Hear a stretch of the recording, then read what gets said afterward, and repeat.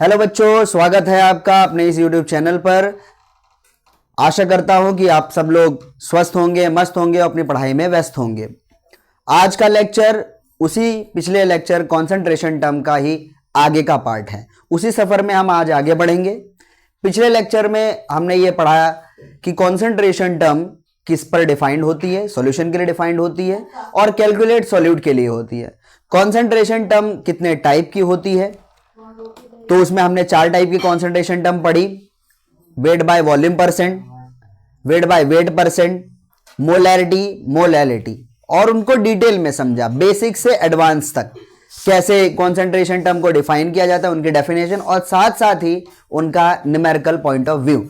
और मैंने कहा था कि डेफिनेशन समझना आसान है, बजाय न्यूमेरिकल पॉइंट ऑफ व्यू से हमें यह इंपॉर्टेंट होता है कि हमें उन टर्मिनोलॉजीज का मतलब समझ में आना चाहिए कि 2 मोलर लिखा है तो क्या उसका मतलब होता है, 3 मोलर लिखा हुआ है तो उसका क्या मतलब होता है, उसका सिग्निफिकेंस क्या है, 50% वेट बाय वॉल्यूम लिखा है तो उसका सिग्निफिकेंस क्या है, 50% वेट बाय वेट लिखा है तो उसका सिग्निफिकेंस क्या है। इन सभी चीजों का जब हमें मतलब समझ में आता है तभी हम कंसंट्रेशन टर्म के न्यूमेरिकल से पूरी तरीके से डील कर पाते हैं। और मेरी गारंटी है कि अगर आप लोग इस लेक्चर को पूरा देख रहे हैं तो आज के बाद आपको कंसंट्रेशन टर्म से रिलेटेड किसी भी क्वेश्चन में कोई डाउट नहीं आने वाला है। ये मेरी गारंटी है, क्योंकि मैं अपने लेक्चर में किसी भी टॉपिक्स को बेसिक से एडवांस तक ले जाता हूं और उसके सारे कॉन्सेप्ट से डील करता हूं। और सभी अभी मैं क्वेश्चंस आप लोग के साथ डील करूंगा तो आप लोग को खुद ही यह एहसास होगा कि यह कंसंट्रेशन टर्म जो कि हम बहुत डिफिकल्ट समझ रहे थे उसके क्वेश्चन कितनी आसानी से हो जाते हैं, क्योंकि किसी भी क्वेश्चंस को करने के लिए उसकी सभी टर्मिनोलॉजीज का नॉलेज होना बहुत ज़रूरी है। जब तक कि हम क्योंकि कंसंट्रेशन टर्म में जब तक हमें मास ऑफ सॉल्यूट नहीं पता होगा, मोल्स ऑफ सॉल्यूट नहीं पता होंगे, मास ऑफ सॉल्वेंट नहीं पता होगा, तब तक हम अपने क्वेश्चंस को अप्रोच करने में हमेशा ही डिफिकल्टी का एहसास कर रहे होंगे। तो आज के लेक्चर को शुरू करते हैं और आगे की जो कंसंट्रेशन टर्म है उनको समझते हैं और इसके बाद हम इन्हीं कंसंट्रेशन टर्म पे अलग अलग टाइप के क्वेश्चंस करेंगे। बेसिक क्वेश्चंस, मीडियम क्वेश्चंस और एडवांस लेवल के क्वेश्चन भी हम डील करने वाले हैं। तो शुरू करते हैं आज का लेक्चर। आज का पहली कंसंट्रेशन टर्म जो है वो है मोल फ्रैक्शन। मोल फ्रैक्शन क्या कहती है? मोल फ्रैक्शन वर्ड से ही क्लियर है कि मोल और फ्रैक्शन, यानी यहां पर ये जो कंसंट्रेशन टर्म है वो कुछ फ्रैक्शनल होगी। क्या होगी? हमने माना कि हमने 2 चीजों का मिक्सचर बनाया, हमने बाइनरी सॉल्यूशन बनाया, उसमें A है और उसमें B है, यानी B के कुछ मोल डिसॉल्व है और A के भी कुछ मोल डिसॉल्व है। इनमें से कोई भी सॉल्यूट हो सकता है, कोई भी सॉल्वेंट हो सकता है।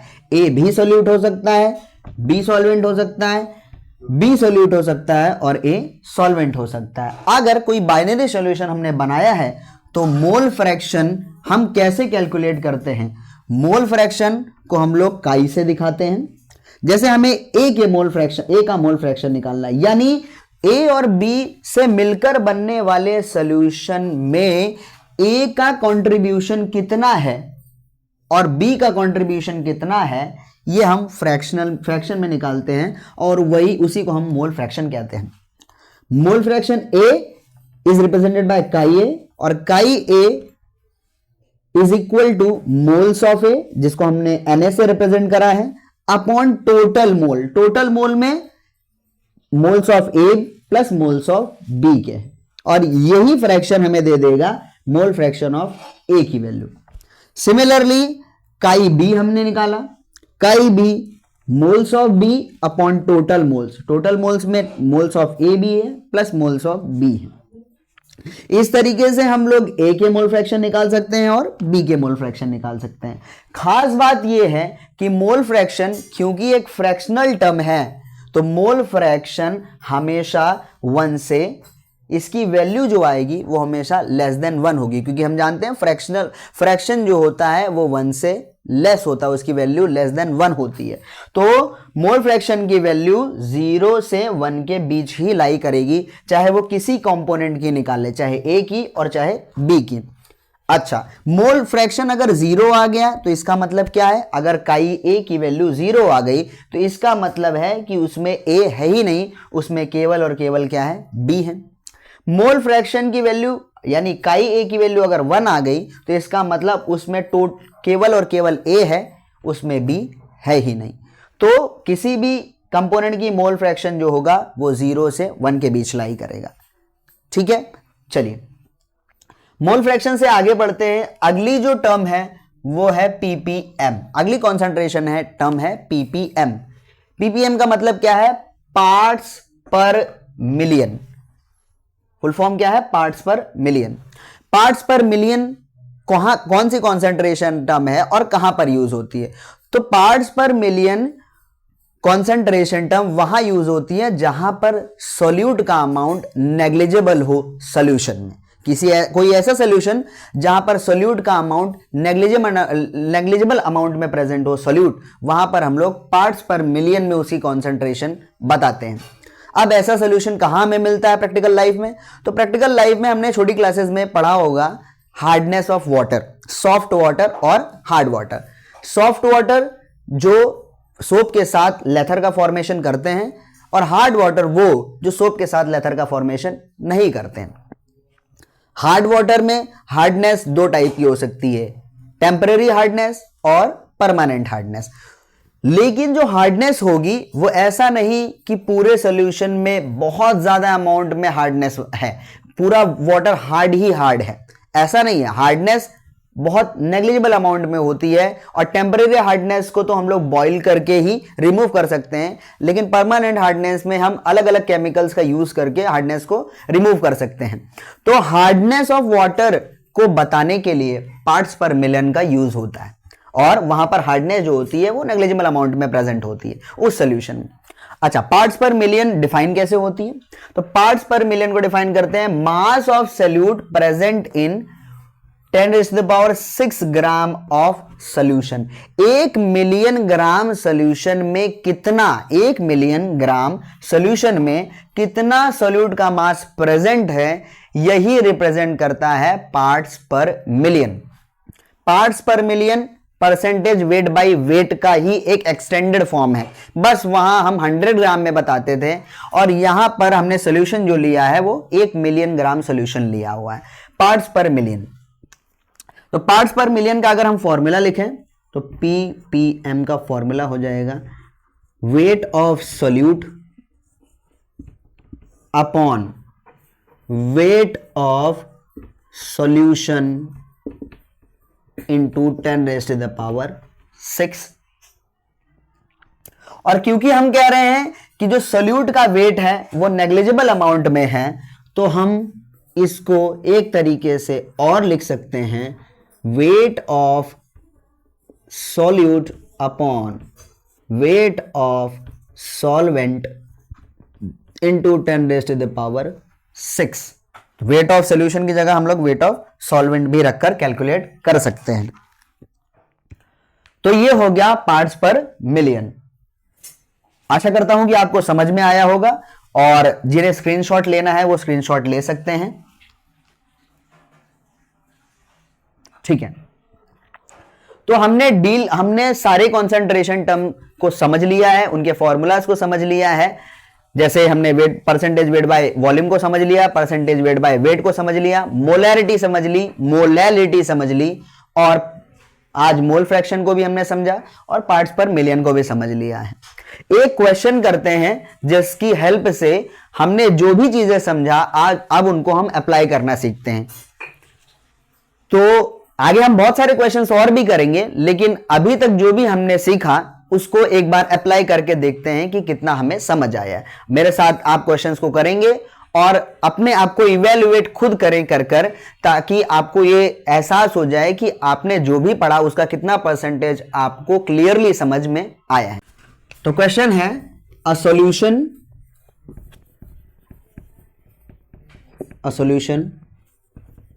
Contains 40% weight by volume of MgO. The density of solution is, the density of solution is 1.25 ग्राम पर है। हमें कैलकुलेट करना है molarity,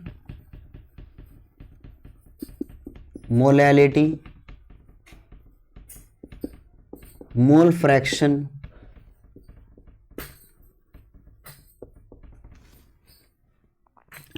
and percentage weight by weight calculate करना है। ये सारी चीजें हमें कैलकुलेट करनी है। शुरू करते हैं अपना सॉल्यूशन। सॉल्यूशन करने से पहले हम पहले जो टर्मिनोलॉजी दी गई है उसको समझते हैं कि ये परसेंटेज 40% जो वेट बाय वॉल्यूम दिया हुआ है ये क्या है। 40% वेट बाय वॉल्यूम का मतलब है कि इसमें 40 ग्राम MgO है और कितने, और सॉल्यूशन का जो वॉल्यूम है, वॉल्यूम ऑफ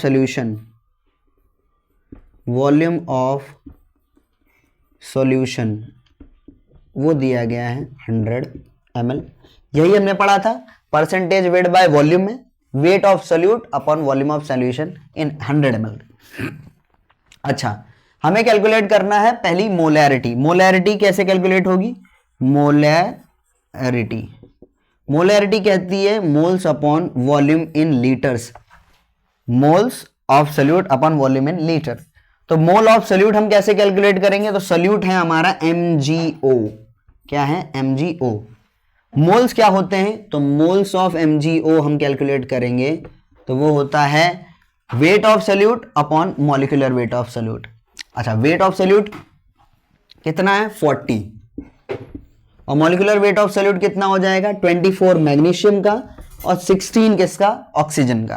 तो 24 प्लस 16 इज 40। तो वो मोल्स कितने आ गए? 1। मोल्स कितने आ गए? 1। अब हम मोलैरिटी कैलकुलेट करें तो हमारे पास मोल आ गए 1, सॉल्यूट के मोल्स आ गए 1। वॉल्यूम ऑफ सॉल्यूशन, तो वॉल्यूम ऑफ सॉल्यूशन कितना है? 100 ml। लेकिन हमें लीटर्स, 1 लीटर में 1 लीटर निकालना है, तो इसको 1 लीटर में कन्वर्ट कर लेते हैं। 100 ml में कितने लीटर्स हो गए? तो 1000 से डिवाइड कर देंगे,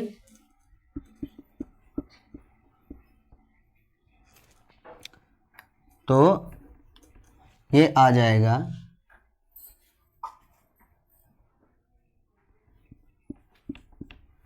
0.1 लीटर। ठीक है, तो 0.1 से हमने इसको डिवाइड कर दिया, तो ये कितना आ गया? 10 मोलर। मोलैरिटी कितनी आ गई इसके? 10 मोलर। ठीक है, तो एक बार इसको नोट कर लें, फिर आगे बढ़ते हैं। तो हम कैलकुलेट करते हैं मोलैलिटी। मोलैलिटी क्या होती है?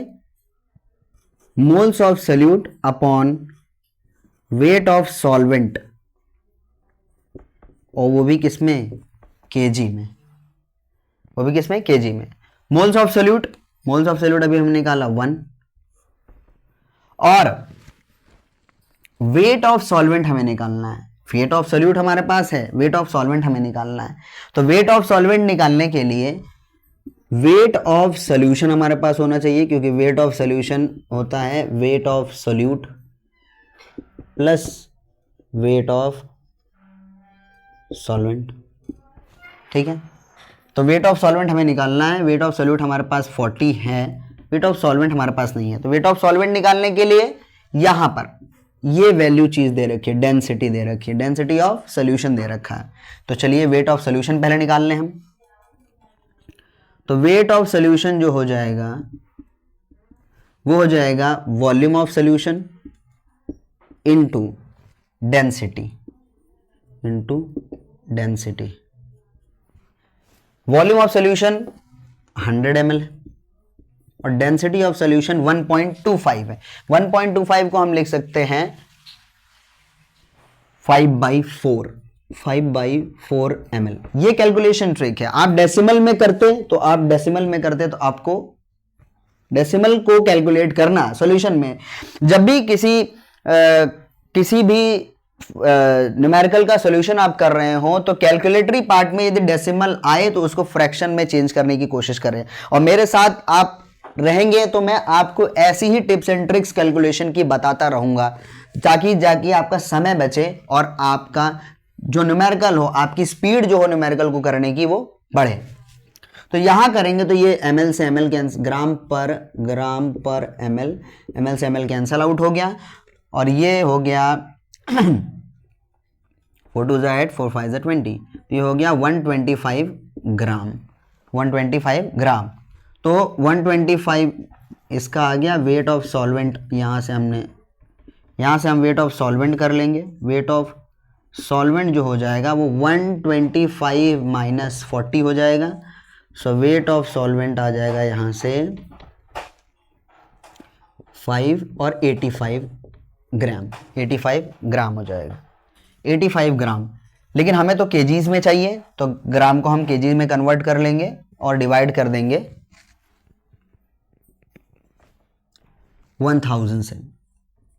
1000 से हम इसको डिवाइड कर लेंगे। जब 1000 से डिवाइड कर लेंगे तो ये हो जाएगा 85/1000, और 1000 ऊपर चला जाएगा तो 1000/85, यह आ जाएगा मोलल। ये हो गई इसकी मोलैलिटी। तो देखा आपने कैसे हमने परसेंटेज वेट बाय वॉल्यूम की हेल्प से मोलैलिटी का कैलकुलेशन किया। सबसे पहले हमने क्या किया, हमारे पास सोल्यूट का वेट था, क्योंकि मोलैलिटी कहती है कि मोल्स ऑफ सोल्यूट निकालो और वेट ऑफ सॉल्वेंट निकालो, और दोनों को डिवाइड करके आप मोलैलिटी निकाल सकते हैं। तो मोल्स ऑफ सोल्यूट हमने पहले ही निकाल लिया था 1 मोल। हमारे पास वेट ऑफ सॉल्वेंट नहीं था, हमारे पास वेट ऑफ सोल्यूट था। हमारे पास वेट ऑफ सॉल्यूशन भी नहीं था जिसकी मदद से हम वेट ऑफ सॉल्वेंट निकालते। तो उसके वेट ऑफ सॉल्यूशन निकालने के लिए हमने डेंसिटी की हेल्प ली जो क्वेश्चन में गिवन था। तो उसके लिए हमने क्या किया, volume of solution into density. तो वॉल्यूम ऑफ सॉल्यूशन हमें गिवन था, डेंसिटी का हमने फॉर्मूला लगा के वॉल्यूम वेट ऑफ सॉल्यूशन निकाल लिया, और फिर सबट्रैक्ट करके वेट ऑफ सॉल्वेंट 85 ग्राम निकाल लिया, और उसे फिर केजीज में कर। ये ध्यान रखना है कि आपको यहाँ पर जो वेट रखना है वो केजीज में रखना है, ग्राम में नहीं रखना है, ठीक है। अच्छा, ये हो गया। तो ये मोलैलिटी हमने कर ली। आगे हमें क्या कैलकुलेट करने के लिए कहा है, मोल फ्रैक्शन कैलकुलेट करने के लिए कहा, ठीक है। या उससे पहले हम लोग percentage weight by weight calculate कर लेते हैं, ठीक है। Percentage weight by weight calculate कर लेते हैं। तो ध्यान दीजिएगा, percentage weight by weight, percentage weight by weight क्या कहता है, weight of solute upon weight of solution into 100। Weight of solute क्या है, वेट ऑफ सोल्यूट है 40, वेट ऑफ सॉल्यूशन क्या है, वेट ऑफ सोल्यूशन है 125 इंटू 100। तो ये हो जाएगा 44,000/85। ये हो गया परसेंटेज वेट बाय वेट। आसान था। 125 परसेंटेज वेट बाय वेट। इसको नोट कर लें। चलिए, अब आगे आखिरी जो पार्ट बचता है वो बचता है मोल फ्रैक्शन का। मोल फ्रैक्शन क्या था, मोल फ्रैक्शन अगर हमें सॉल्यूट के निकालने हैं, सॉल्यूट का मोल फ्रैक्शन निकालना है, तो सॉल्यूट का मोल फ्रैक्शन यानी मोल फ्रैक्शन ऑफ MgO का मोल फ्रैक्शन निकालना है। तो हमें क्या करना पड़ेगा, ऊपर हमें MgO के मोल्स रखने पड़ेंगे, अपॉन नीचे हमने MgO प्लस सॉल्वेंट का, ठीक है। MgO के मोल्स कितने हैं, 1, जो हमने अभी कैलकुलेट किया। यहां पर भी कितना हो गया, 1। और सॉल्वेंट के मोल्स कितने हैं, तो सॉल्वेंट क्या है हमारा, वाटर। सॉल्वेंट हमारा क्या है, वाटर। सॉल्वेंट का मोल निकालने के लिए हमें करना पड़ेगा mass of solvent, weight of solvent upon उसका मॉलिक्यूलर वेट यानी 18। तो हम करेंगे इसको सॉल्व। तो ये आ जाएगा 18 प्लस 1/18 प्लस 85 अपॉन 18, और वो हो जाएगा 18/853 और 9 और 10 103, 18/103। ये हो गया हमारे मोल फ्रैक्शन MgO के सॉल्यूट के। और आगे हमने कहा था कि जो भी मोल फ्रैक्शन होता है वो टोटल सम होता है मोल फ्रैक्शन ऑफ सॉल्वेंट, वो होता है 1 के इक्वल। तो अगर हमें मोल फ्रैक्शन ऑफ सॉल्वेंट निकालना है तो हम यहाँ से मोल फ्रैक्शन ऑफ सॉल्वेंट भी निकाल सकते हैं।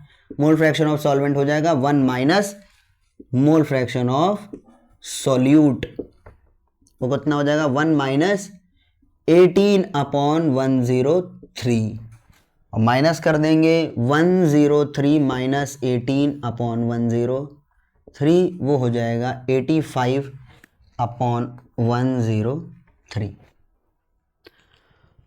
तो ये मोल फ्रैक्शन भी हमने कर लिया। तो इस तरीके से देखा आपने किस तरीके से हमने कॉन्सेंट्रेशन टर्म पर बेस्ड पहला न्यूमेरिकल किया, और केवल गिवन की हेल्प से हमने कुछ ज़्यादा दिमाग नहीं लगाया। जो भी गिवन था उसको स्टेटमेंट में पहले कन्वर्ट किया, मतलब समझा, वेट ऑफ सोल्यूट को लिखा, यहाँ से वेट ऑफ सोल्यूशन को लिखा, और फिर जैसा जैसा फॉर्मूले में रिक्वायरमेंट थी उन चीज़ों को कैलकुलेट करा, और उस कैलकुलेट करके उसको सब्स्टिट्यूट करके हमने सारी values molarity, molality, mole fraction, percentage, weight by wait, इसी तरीके से हम सारे क्वेश्चंस कर सकते हैं। इसी तरीके से हम कोई भी कॉन्सेंट्रेशन टर्म को सॉल्व कर सकते हैं। तो आशा करता हूं कि आप लोगों को समझ आया होगा, और आगे